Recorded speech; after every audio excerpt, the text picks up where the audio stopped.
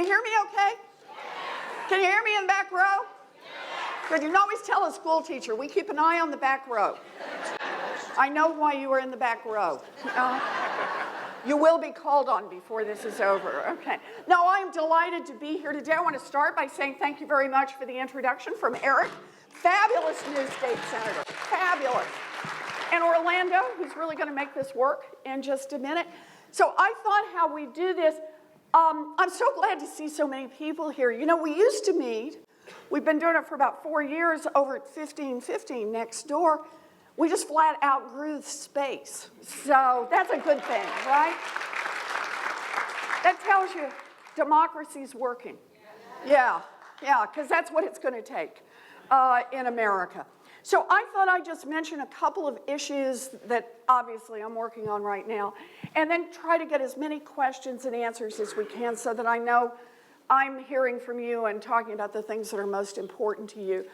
Obviously, I'm fighting for the same stuff I was fighting for the reason I got into the Senate to begin with. And that is because I truly believe working families are not getting the opportunities and getting a fair shot at building a future for themselves and their kids. And that's because, in part, of policies that happen in Washington. That we've now got a government in Washington that works just great if you are a millionaire, if you're a billionaire, if you're a giant corporation. Boy, you hire the armies of lobbyists and lawyers, and you better believe your point of view will be represented in every single policy that comes up. And every single time, there'll be just a little more tilt to help you out. Just one more little exception to help you, one more little rewrite of the laws or interpretation of the rules to help you. And I think that's wrong. And I think that that's why we're in the trouble we're in right now. And the reason that we have got to fight back and make this country once again work for working families. That's what I think it's all about. So the stuff that's going on right now on the Affordable Care Act, this is just for me the perfect example of it. Because the short version of the Affordable Care Act is that it's going to drive up costs for a lot of middle-class families. It's going to shrink coverage and deny health care to a lot of working families. And it's going to produce a giant tax cut for a handful of billionaires like Donald Trump and his buddies. And how many ways can I say wrong, when we do this? So anyone who's got more questions, we're going to stay on them. As you know, this is the week that the House will be voting on the medical bill. And so we talk about that one. A second one I just want to mention because I think it is so powerfully important is what it means to have seen this new Donald Trump budget.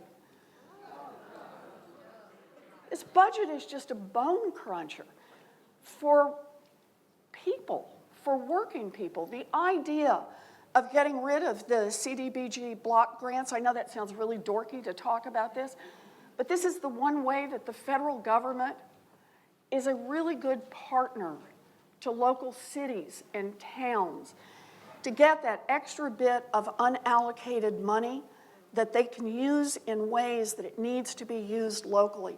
I talk to mayors all around Massachusetts who talk about things like they use that money to fill in the unexpected gap so that they didn't have to fire 2 kindergarten teachers. They use that money when a pipe burst that no one had counted on and they were already out of money because they'd spent all their maintenance money on snow this year. They use that money sometimes to take advantage of an opportunity to be able to pick up some abandoned housing and rehab it and turn it into affordable housing for people in their towns. They use that money to run Meals on Wheels. What kind of a people say we're gonna take that money away? You know, this is what's outrageous. So we're gonna talk a little bit about that if you want. A third one I have to mention is we start this week on the Supreme Court nominee. And again, it's that they all fit into the same pattern. I've read through Gorsuch's opinions, and that's what really matters. We've watched him do this job in the 10th Circuit, the one court below the Supreme Court. We've watched him do this job, and he has just made clear in decision after decision after a decision, when you've got a choice between a corporation on one side and a woman, the answer is the corporation's rights take precedence. Between a corporation and an employee, the corporation's rights take precedent. Between a corporation and a consumer, the corporation's rights take precedent. I think we need a Supreme Court justice who believes in the rights of individual human beings.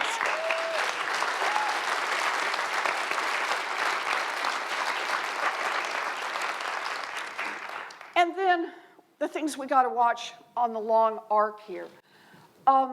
The idea that Scott Pruitt has been put in charge of the Environmental Protection Agency, a man whose principal job has been to take money from polluting industries and then attack the Environmental Protection Agency.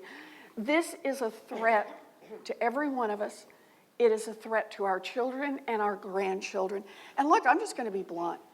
I get it that they can say, destroy public schools. After all, they'll send their children to private schools. Destroy police and firefighters, because after all, they'll just hire that privately. You know, they'll do their own private security. What I don't get is on the environment. What alternative planet are they going to live on when they've destroyed this one? So we're going to stay after them on this one, strong. Strong.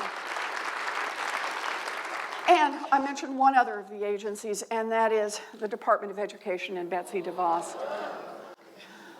Again, just like with the Environmental Protection Agency, put somebody in charge who doesn't believe in the basic mission of the agency. Here we've got someone who does not believe in public education and has very little experience with it except to take money away from it so that the money can go in other directions, to private schools, to charter schools, to at-home, to online. And look, we've done some good work here in Massachusetts, some really good work with charter schools, but let's be clear. Here in Massachusetts, we put in strong rules and regulations about those charter schools. We said, you're not making a profit off the backs of our kids, not with our tax dollars. And we're gonna make sure that we watch to see that you're spending the money on these kids and that they are meeting good standards. I thought this was very interesting. When DeVos came up, I got a letter from the Massachusetts Charter School Association opposing DeVos, who is a huge charter school advocate because they do not believe in charter schools without some accountability. So, okay, look, I could do this all day long. That's not the point. What I really want to do is I want to take your questions and have a chance to hear from you and make sure I'm answering the right stuff. So Orlando, explain to them how it's going to work. All right. This is the exciting moment. Cue Good morning, everyone. It is a privilege to be here to welcome you all to the City of Homes, the City of Springfield, and give greetings on behalf of the Springfield City Council. It is an honor to be here in support of our United States Senator Elizabeth Warren. Senator, in honor of Women's Month, and on behalf of my daughter who just turned 13 over the weekend, we thank you for everything that you do for women's rights. Thank you. What a nice thing to say. We got to get a selfie for her before we get out of here. Okay, anybody up for that? Okay, we'll do that. So we're going to get started with the Q&A section of this event. This is the way it's going to work. Everyone has been given a number. If I call your number, please line up right over here where the steps are. And please limit your questions. There are two places where you can line up, either over here or over here at these steps. Oh, Roger's holding up his hand. Three. Over here. 3 places. All right, please limit your to one question. And if I'm going to call 3 numbers at a time, so please line up number 50, number 75, and number 76. All right.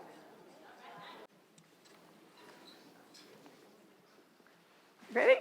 I'm ready. Do I get to go, well, I got 50? Yeah, exactly. That's what you're supposed to do. I was so disappointed when you didn't say, that's me. You have to. Bingo.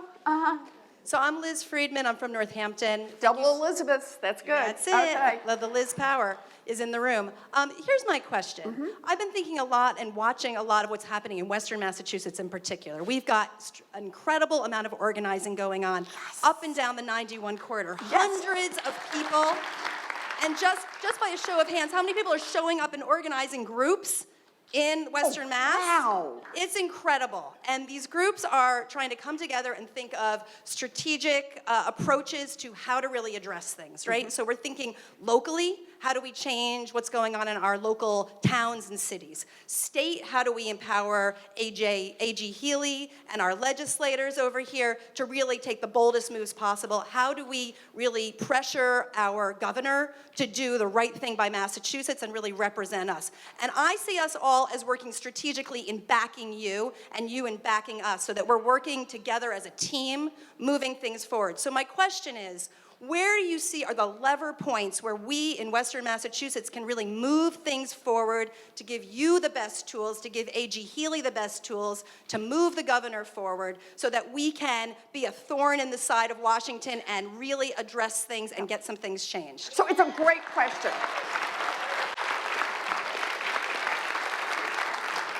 So let me start by saying you have already changed the world. Not as much as we're going to, but it's already changed. And it changed the moment of the Women's March. It just fundamentally changed. When a grassroots, not top down, when grassroots, when women and friends of women decided to come together all across this country and ultimately all around the world and built the single biggest worldwide protest ever. It was a statement that said, we are a democracy and the power lies with the people. So that's powerfully important, and that's what we have to remember every single day. So I want to start there. You've taken the right first step. You've shown we're going to fight back. I get it. We are not going to win all these battles. The Republicans have the House, they have the Senate, they have the White House. I'm not telling you anything you don't know. But the other half of this is we have people. We have our voices, and soon we will have the opportunity to exercise our votes. And that means we got to be ready and ready to be in this fight. So I'm going to focus on the federal part of this for just a minute. The first thing I want to say to everybody is calls, letters, and showing up matter. No matter what anybody tells you, say, gee, I feel like I'm not getting any response from this. It feels like nothing is happening. Really? Ask Secretary of Labor Puzder. Oh, I forgot, he's not Secretary of Labor.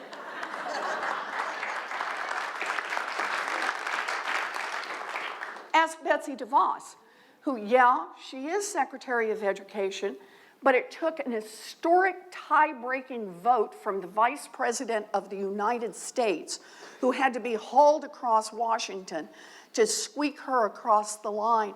And now, unlike previous Secretaries of Education, there are about 84 zillion people watching every single step the Department of Education takes. And that makes a difference. So don't kid yourself about this. It matters. Now, let me put one more part in this. You got a great delegation here. No. I meant that. I was actually really about to say, I've got a great partner in Ed Markey. He really is. He's fabulous. He's always there. And come on, Richie Neal, he is the dean of our delegation and always, always fabulous on every one of these issues and a great leader and in a position of great importance. You've all seen him out there fighting on the front lines in the fight as the Republicans try to repeal the Affordable Care Act. You're welcome to call us. You're always welcome to come by. You're welcome to show up. But in terms of energy, however much you can reach outside Massachusetts so that you're reaching places where there are Republicans, it will help. And let me remind every one of you, you know people in other places. You have family members, you have friends, you have people you went to school with, you have cousins who've moved off, you belong to organizations, you have whatever it is, your knitting circle that stays together online. If you've got friends who either are in a state that has a Republican, even one Republican senator, or a Republican congressman or congresswoman, please encourage them to keep making the calls, not once, keep making them. Make that part of their daily routine, to call and say, I need health care. Do not repeal the Affordable Care Act. I want a Supreme Court justice who's fair and straight down the middle, not someone who's going to be there to help tilt everything toward corporations. I want a Supreme Court justice who looks out for the rights of women and is committed to that. Help them with what the line is. Offer them the phone numbers. Offer to do something to help out so they'll have the time. Whatever it is you can do. Because that's important for two reasons. One, every call that gets made matters. But the second, it matters because here's the part I'm watching. Activism is not like you started the year with 1 cup of activism and once you used it up, it would be all gone. Activism is one of those things that you do it and guess what? You're more likely to do it again. You make 1 call and you're more likely to make 2 calls. You make 2 and you're more likely to make 5. You make 5 and you're more likely to make 10 or 20 or 30. And here's the most important point. When you make a call, your sister's more likely to make a call. And so is your mom. And so is your neighbor. And so is the person you're going back and forth online with. And that's what it's going to take. It's going to take the contagion of democracy for us to make the people's voices heard. So please, please, please keep doing what you're doing. I'm deeply grateful for it. We're partners all the way in this. Keep it up. Keep it up. Where's our next one? They were all over here. Great. Hi, my name is Mike Egan. I'm from Palmer, Mass. Hi, Mike. How you doing? Several points here. There are many examples of mandates, and I don't know why it is that the Republicans don't see the need for a mandate on this health insurance. Yeah. For example, all of us have to have insurance to drive a car. Mm-hmm. We all have to pay Social Security tax if you work. So there are many examples of mandates. And I also think that the Republican bill is a lose-lose situation for them. They're going to lose, number one, if they can't get something through, which looks like it's likely to happen because of people like you, senators. Yep, uh-huh. And secondly, if it does go through, unfortunately, it's going to hurt a lot of people. But it's going to be such a disaster because they're not going to be able to pay for it that it's a lose-lose situation for them.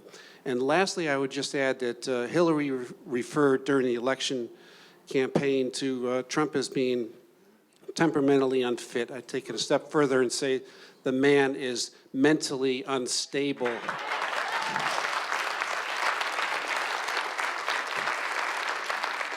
And I think that's really the elephant in the room, is that you're dealing with a mentally unstable individual, and you have to find a way to deal with that. Yeah. Thanks, Mike. Thanks for the comments. Appreciate them. We have one more? You want to read a couple more behind that so they'll be getting themselves in line? Woohoo! Good to see you. How you doing, Oil? Oh, okay. Hi, Senator. Thank you for coming to Springfield. Thank you for seeing the VFW, seeing us last month in Washington. Fun. Thank you. We had fun.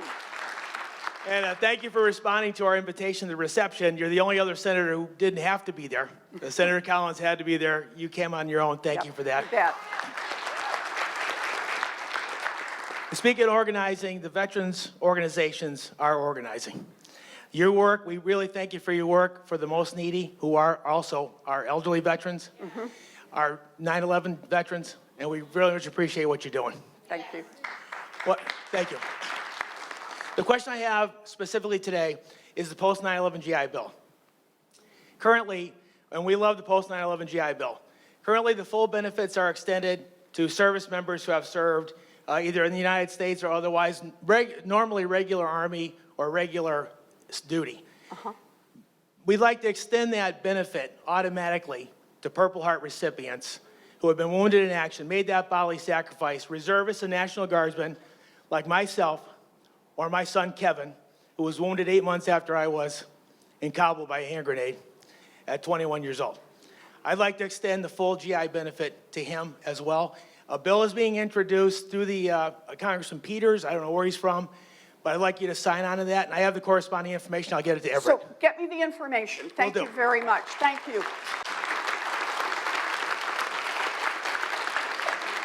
And I just want to say, thanks again for coming to the office. I really do appreciate it. Thanks for the invitation. Yeah, there they are. Thanks for the invitation. As I said at the time, all three of my brothers are veterans, and it is powerfully important to me that we do right by our veterans. We don't, my brothers are going to take it out on me. So thank you. Thank you for all you do. Thank you, but let's do that. Okay, what else we got? Who else has got one?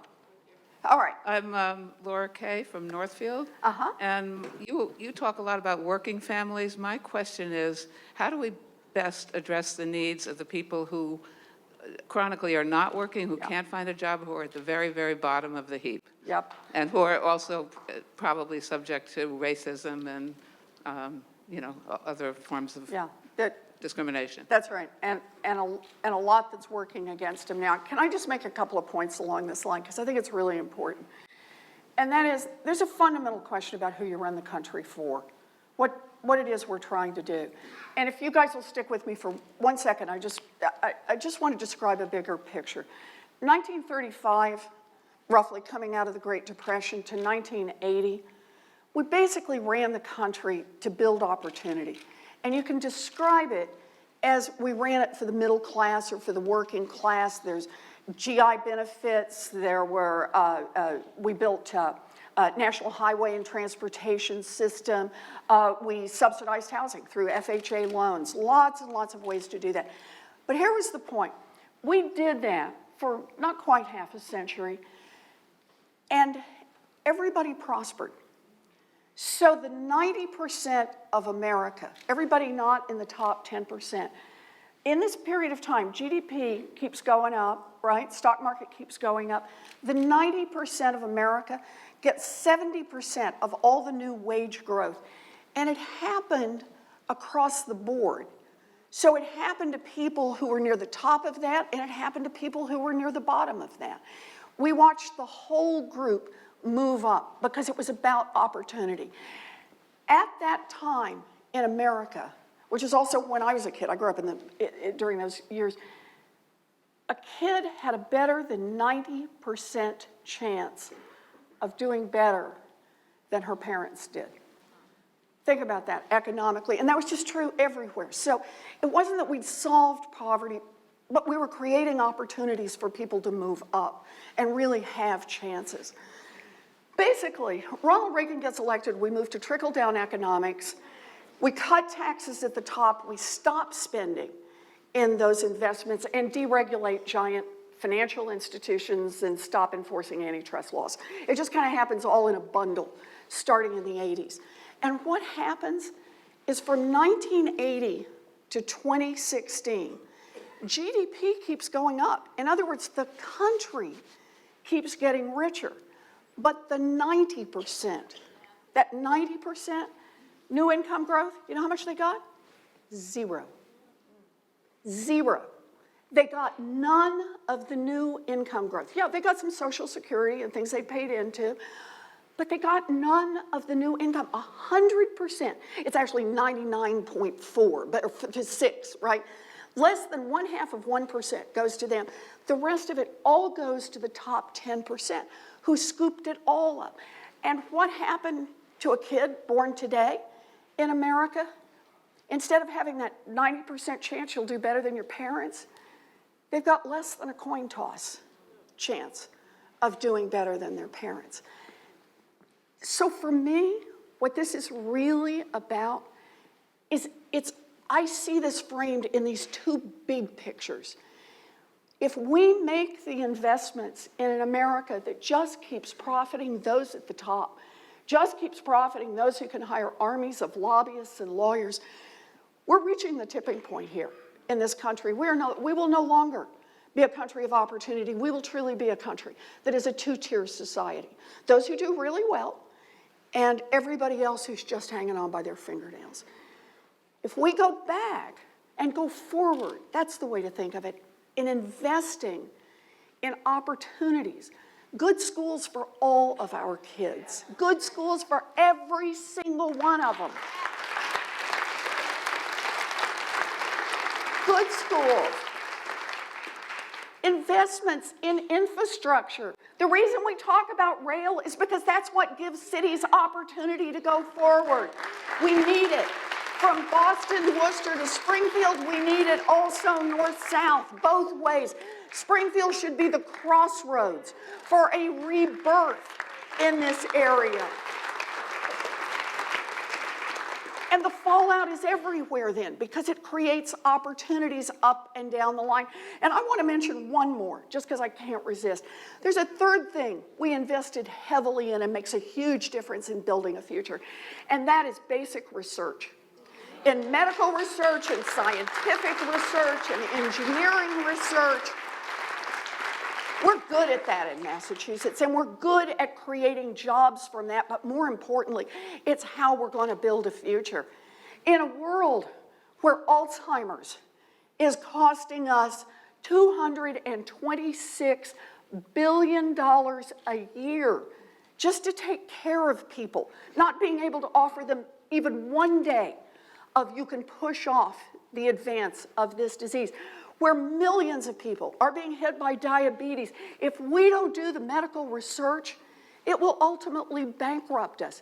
If we don't do the research on climate science, and I mean invest and invest and invest again, then we truly could lose this planet. It is all on the line here.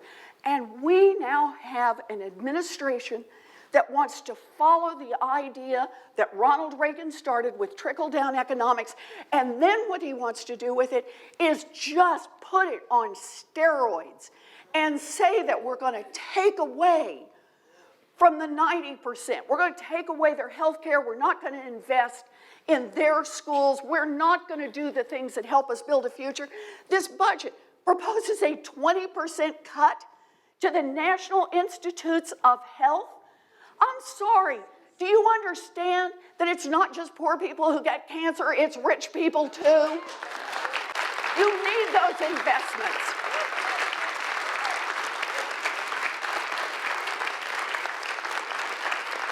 But that is why we are in this fight. That is why I am in this fight in this fundamental way. It's because we must not turn this country over and stand silently by as it becomes a country that works only for those at the top and kicks dirt in everyone else's face. We believe in America for everyone, and that's what this fight is about. Thank you for your question. Thank you. You bet. You bet. All right. Okay, I don't feel too strongly about this. Numbers 23, 134, and 110, please. Okay, good ones here. Good numbers.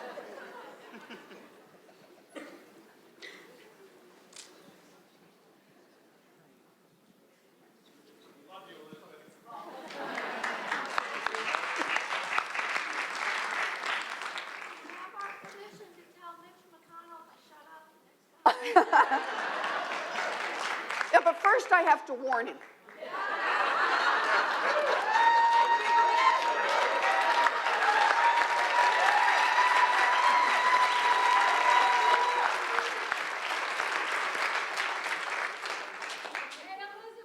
Yes.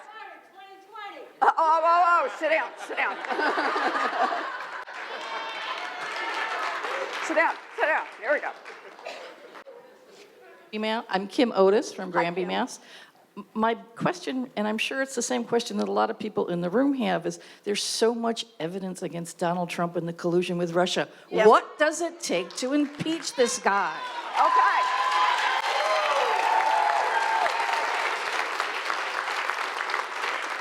So, Kim, first thing we've got to do is we've got to keep the pressure up for an independent investigation, and that means a special prosecutor, right, and a special committee to investigate separately.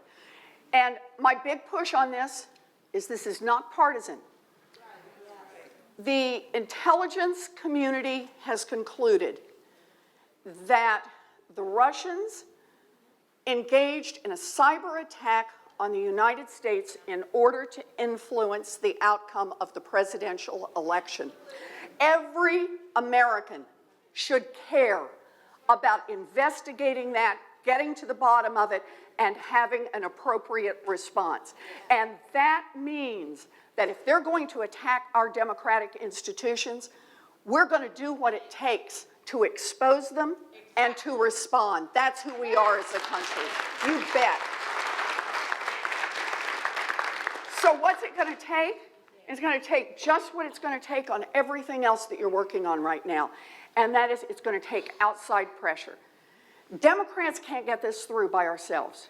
We just don't have the votes. It takes a vote from Congress to get this special prosecutor. So what we've got to do is we've got to put the pressure on the Republicans. And that means we keep it front and center as an issue. We're going to have some hearings this week, and I'll be raising it again in public hearings. You need to talk about it. Be on the internet, talking with your friends about it, post on Facebook about it. This is a powerfully important issue. And where does it start? It starts with an independent investigation. When our democracy is threatened, that should matter to Democrats, to Republicans, to independents, to libertarians, to vegetarians. We stay after all of them, right? That's what we're going to do. Thanks, Kim. Thank you. You bet. Hi, Paul Martin, Springfield. Hi, Paul. My question, you made clear your opposition to the Gorsuch nomination. Yeah. So my question really is about what's going on with your colleagues. Yeah. How could any Democratic senator support what would amount to a vindication of Mitch McConnell's manipulation of the Constitution and the electoral process? So look, I just want to remind everybody of how this unfolded. We talk about something that was just unprecedented, but think about the strategy that went on in this, that corporations and some of their billionaire buddies spent millions of dollars, starting just about a year ago now, in order to take the gamble that, as it turned out, Donald Trump would be able to name a justice to the United States Supreme Court who would advance their interests. And remember, President Obama's response had been to name a man, Merrick Garland, a very well-respected jurist who had drawn praise, not just from Democrats, but from leading Republicans, who said, now there's a consensus candidate, a man that we can all agree, rolls it right down the middle, calls it as he sees it, does what he thinks is right, and was, up until the corporate interests started spending money, was the guy everyone thought would go through on something like a vote of 98-2. I mean, there are always a couple in there that, are going to have a problem. But that's what everybody thought was happening. But they made the gamble. They went out. They basically pushed. Mitch McConnell got in it and then pushed many of the Republicans who were shocked by this into, no, we're all going to stand firm. Don't even meet with Merrick Garland. Hold that seat open for a year now, so that Donald Trump, and here's the other part I want you to remember, Donald Trump promised as a candidate that he would pick a Supreme Court nominee off a list that had been compiled by a bunch of right-wingers. And now, Neil Gorsuch is the payoff on that promise. He picked someone off that list who is very pro-corporate, and they think they can just shove them through. Now, my view on this is, look, he may be charming, he may be intelligent, but he has a record as a judge. And it's important to read that record. And that record has one opinion after another, where when it's a corporation versus an individual, he's all there for the corporation. We cannot have a Supreme Court that continues to tilt in favor of corporations. For everybody in this room who thinks that Citizens United has done incalculable damage to our democracy. The free flow of money, understand, it was that 5-4 decision with Scalia in the 5 that opened up money to flood through our political process. And it's opinion after opinion like that that just hits at the core of voting rights, of a functioning democracy, and ultimately of individual rights and liberties. Judge Gorsuch is the one who authored the opinions of Hobby Lobby. And just for any of you who are not familiar with it, the very short version of it is, when a corporation, can I say that one more time? A corporation, business entity, legal fiction, said in court papers, we want to make the decision about what birth control a woman gets access to, rather than have to endorse the general health care plan that would have provided her with general birth control. Judge Gorsuch said, let's see, rights of a woman to have access to birth control, rights of a corporation to decide whether or not women employees get those rights, he was in favor of the corporation. For me, I'm sorry, that was just a deal killer. We're done. So I'm going to be after Gorsuch all the way, and I'll be talking with my colleagues about it. Good question. Yep. Filibuster. Yep. Who we got? Oh, good. Hi, my name is Erin. I'm from Holyoke, Massachusetts. Hi, I want Erin. to thank. Oh, you got to watch it. They're wild. They're from. I wanted to thank you for your leadership and your voice of hope you. for many of us. Thank you. I'm going to switch gears just a little bit. Sure. I work at a local university, so I have a front row seat to the student debt issue in this country. I am starting a financial literacy program at my university, but I'm wondering how I can help you and your office bring financial literacy to all schools in the state. Good. That is a wonderful question, and thank you for your work. You know, in this world of what you thought you'd be working on, the first bill I ever introduced was to reduce the interest rate on student loans. It is obscene that the United States government is making billions of dollars in profits off the backs of young people trying to get an education. Obscene. And I want to do a second one. It is also obscene that there are for-profit colleges that swoop in and take advantage of young people, making big promises and small deliveries, but leaving them with tens of thousands of dollars in student loan debt that cannot be discharged. And now we've got Betsy DeVos to oversee those for-profit colleges, and one of the first people she's brought in is someone with financial ties to for-profit colleges. Yay. So I want to say again to all my activists in here, stay on Betsy DeVos on the for-profit colleges and on student loans, because the whole question comes up now about the debt collection contracts around it. So there's a lot of government that will be happening at the agency level, and we really need to stay active on it. For doing financial literacy, first I want to say thank you. I really appreciate that you're doing that. I think that's just powerfully important. The second thing I want to say is don't reinvent the wheel. There are a lot of good folks out there who are working on this and who've been working on it for a long time and who are willing to offer plug and play for parts they've got. You can always customize for the group you're working with. It's a little different to be doing this with college students than it is with people who have already bought homes, for example, who are a little further along in their lives. I think that's the second most important. The third is really pitch this to your school about the importance. This is part of leaving school as an educated person, is that you can manage in a financially complex world and try to get as much support as you can from the school. And support here can always mean financial support, but it also means posting about it, informing students about it, recommending to students that they get some real financial education while they're there. Those are the best three that I can offer. So, but thank you for what you're doing. Thank you.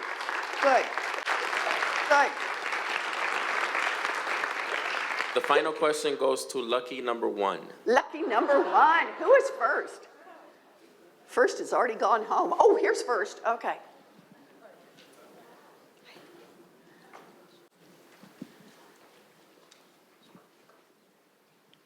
I didn't expect to have a chance to ask you anything, but I want to thank you for all you do for us. I do have one question about the Supreme Court nominee. If you manage to stop that, Gorsuch, aren't there even worse ones out there? And what will you do? Well, you know, look, sure, there probably are even worse people they could name, but there are better people they could name too. And, well, but here's the point. This is about a 60-vote threshold. It has always been a 60-vote threshold for the United States Supreme Court. Even when the Democrats said we've got to dial back the filibuster, we agreed Supreme Court is different. And we had nothing on the horizon one way or the other. We said Supreme Court is different. It's different because this has got to be a place where we've got some consensus. That's how we make sure that people, look, they might be a little more in one direction than I am, but they're within the mainstream. That's what we're looking for in a Supreme Court justice. Just like when we pass major legislation, there's a reason there's a 60-vote threshold for most of it. It's that it needs to be something that's within the mainstream, and that's what we're asking for a Supreme Court justice. Doesn't have to be exactly the person the Democrats would have picked, but that's what it takes. And if he can't get 60 votes, then by golly, we need a different nominee. And that's the message we need to send. Give us a nominee who is close enough to a fair, straight shooter that he or she can get 60 votes. And I think that's where we've got to have this fight. Taking someone who says corporations are more important to me than women, corporations matter more to me than employees, corporations matter more to me than consumers, taking that person because we know there could be even worse people, that's not how we do it in this country. We have to stand up and fight. Yes. For me, that's what it's all about, and we've got to have that fight right now. Got to have that fight right now. Thank you. It's a good question. So, thank you. I love these questions. I'd stay here and do this all day, but here's what we're going to do, if it's okay with you. If anybody wants to do a picture, how do we, which way do you want them to come? Oh, Orlando's the man. Okay, so let me say one thing and then I'll turn this over to Orlando. I've always been proud, as long as I've been here, I've been proud to be from Massachusetts. I go down to Washington, I am really proud to be from Massachusetts.